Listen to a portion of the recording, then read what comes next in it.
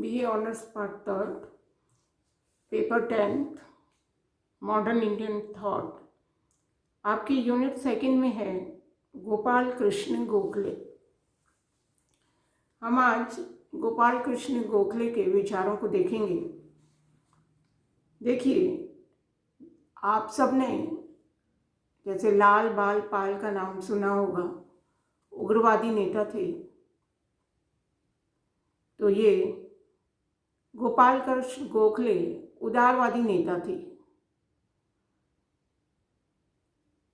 गोखले के उन राजनीतिक नेताओं में थे जिन्होंने आधुनिक भारत के निर्माण में अपना पूरा जीवन लगा दिया था।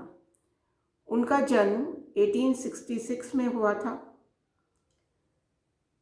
केवल 50 वर्ष की आयु में ही 1915 में इनका देहांत हो गया था।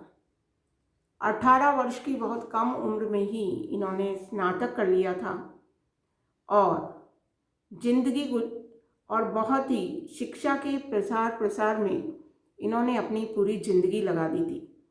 गोखले ने अपना जीवन फर्गुसन कॉलेज पूना में अध्यापक बनकर शुरू किया। साथ ही वे पूना सार्वजनिक सभा के मंत्री भी रहे।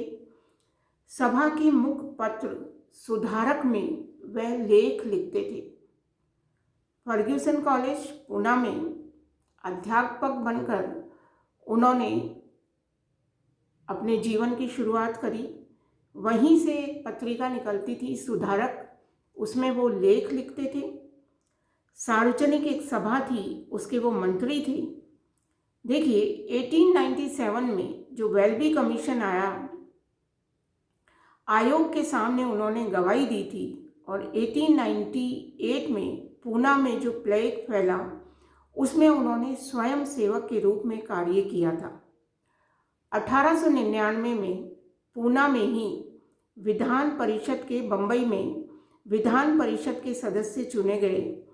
1901 में वो केंद्रीय विधान परिषद के सदस्य चुने गए और अगले 13 वर्षों तक वो इस इम्पीरियल लेजिस्लेटिव में रहकर, काउंसिल में रहकर उन्होंने अपना सारा जीवन राजनीतिक कार्यों में लगाया।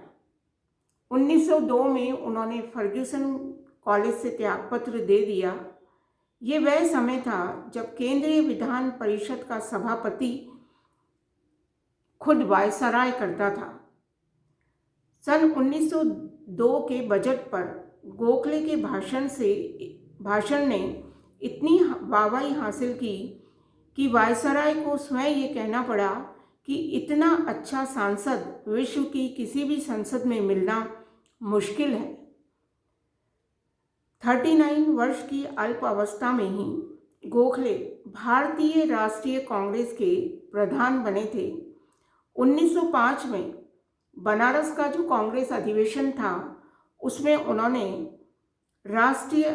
उसकी अध्यक्षता की थी और यहीं से वो एक राष्ट्रीय स्तर के नेता बन गए थे। आपको ये तो जानकारी होगी ही कि गोखले जो थे वो प्रारंभ में एक उदारवादी, वो शुरू से ही उदारवादी नेता रहे थे, उदारवादी विचारों के थे। उनका ये मानना था कि अगर अंग्रेज़ों को ये बताया जाता है कि ये चीज़ भारत के लिए सही नहीं है, इसमें सुधार होना आवश्यक है, तो निश्चित रूप से वो ऐसा करेंगे। उनका ये भी मानना था कि जो ब्रिटिश शासन है वो भारत के हित में है। ऐसा नहीं है कि वो भारतीय संस्कृति से प्रेम नहीं करते थे या भारतीय संस्कृति को वो उच्च कोटि का नहीं मानते थे, पर उस समय जैसी प्रशासनिक व्यवस्था थी, जैसी राजनीतिक व्यवस्था थी, उसमें उनका ये मानना था कि अभी हमारे लिए ब्रिटिश शासन जो है वो भारत के हित में है। प्रार्थना पत्र में मिलजुल के बात करने में वो इन्हीं सब में विश्वास करते थे। उनका ये मानना था कि बार बार उनको बताने से ब्रिटिश लोग हमारे इसमें सुधार करेंगे। उनका ये मानना था कि इंग्लैंड में जब इतनी अच्छी संसदीय प्रणाली है तो ऐसी ही वो भारत में भी विकसित करेंगे। हालांकि उनके इन विचारों का कई नेताओं ने विरोध किया था। है ना। वो कहते थे कि आप बार बार प्रार्थना पत्र लिखते हैं तो ऐसा लगता है जैसे हम भीख मांग रहे हैं, किंतु उनकी यही नीति अंत तक चली थी और बाद में वो गांधी जी के बहुत ही निकट सहयोगी बन गए थे।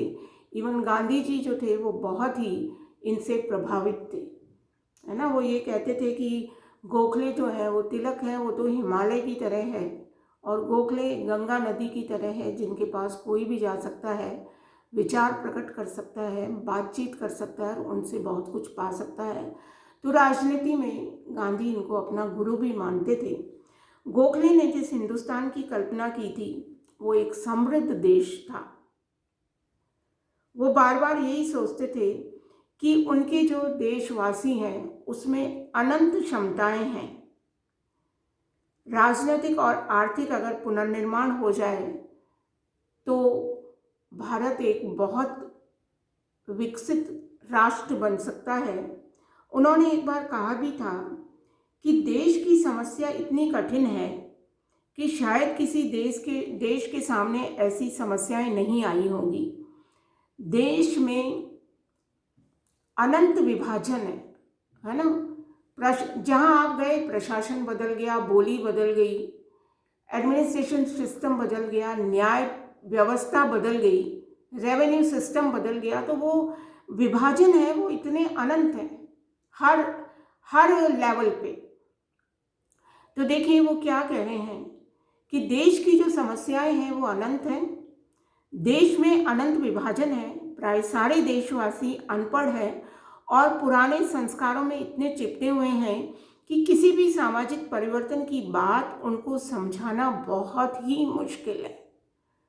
जैसे कोई चीज़ इम्पॉसिबल होती है, संभव ही नहीं है कि वो मरने मारने पर उतारू हो जाएंगे, पर समझना और बदलना स्वीकार नहीं करेंगे। तो वो यही बात कह रहे हैं कि उधर 7 करोड़ मुसलमानों का रवैया राष्ट्रीय आकांक्षाओं के प्रति शत्रुतापूर्ण है और सारा प्रशासन तंत्र विदेशी अफसरों के हाथों में है जो अपने रवैये में अत्यंत अनुदार है। इस स्थिति से हिंदुस्तान को उबारना है और उसे एक स्वतंत्र, मजबूत, संगठित, लोकतांत्रिक देश बनाना है ताकि अंतर्राष्ट्रीय जगत में उसे अपना स्थान मिल सके। क्योंकि इतना विभाजित राष्ट्र, हर तरह से आपके सोशल सामाजिक स्ट्रक्चर देख लीजिए, अनेक जातियां हैं, धर्म है, अनेक व्यवस्थाएं हैं। जहां आप देखिए वहाँ अनेक कुरीतियाँ हैं। हमारे यहाँ सामाजिक तौर पर जो पुनर्जागरण चला, धार्मिक रूप से जो पुनर्जागरण चला, तो वो जो नेता थे, चाहे दयानंद सरस्वती हो, विवेकानंद हो, राजा राममोहन राय हो, इन लोगों ने अनेक कठिनाइयों का सामना करा, तब भारत में ने सुधार में प्रवेश किया, है ना। कितनी समस्याएं थी, राजनीतिक तरफ से अलग समस्याएं थी, सामाजिक समस्याएं थी। हमारी पूरी जनता जो थी वो पढ़ी लिखी नहीं थी, इलिटरेट थी। तो आप ये सोचिए कि इस हिंदुस्तान को उबारना और इसे एक स्वतंत्र मजबूत राष्ट्र बनाना बहुत ही मुश्किल था। गोखले हिंसा के समर्थक नहीं थे, इसलिए उन्होंने जो कॉन्स्टिट्यूशनल प्रोसेस होता है, संवैधानिक प्रक्रिया जिसको आप कहते हैं, वो उसी में विश्वास करते हुए पहले राजनीतिक विकास करना चाहते थे। भारतीय संस्कृति में उनकी पूरी आस्था थी, परंतु इतना ही दृढ़ विश्वास उनका इस बात में था कि यदि हिंदुस्तान को अंतर्राष्ट्रीय जगत में प्रतिष्ठा प्राप्त करनी है तो उसके लिए जरूरी है पाश्चात्य राजनीतिक चिंतन को आत्मसात करें, आर्थिक उन्नति के पाश्चात्य तरीकों को अपनाएं, पाश्चात्य ढंग की संसदीय प्रणाली देश में कायम करें। क्या कहा उन्होंने? पाश्चात्य राजनीतिक चिंतन,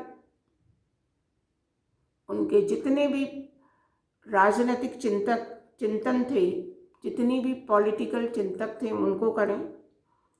आर्थिक उन्नति, है ना, उनके तो इंडस्ट्रियल रिवॉल्यूशन हो गया और हम बैल चला रहे, उनके फैक्ट्री में प्रोडक्शन हो रहा है और अभी हमारे व्यापार में कोई उन्नति नहीं हुई। और पाश्चात्य ढंग की संसदीय प्रणाली कायम करें, क्योंकि जो राजा लोग हैं, सामंत लोग हैं, जागीरदार लोग हैं, वो इतना विकास उस प्रणाली में नहीं हो सकता है जितना कि हम सब यूनाइटेड होकर संसदीय प्रणाली को अपना कर करें। तो इस तरह हम देखते हैं कि गोपाल कृष्ण गोखले जो थे उनके प्रारंभ किए विचार थे।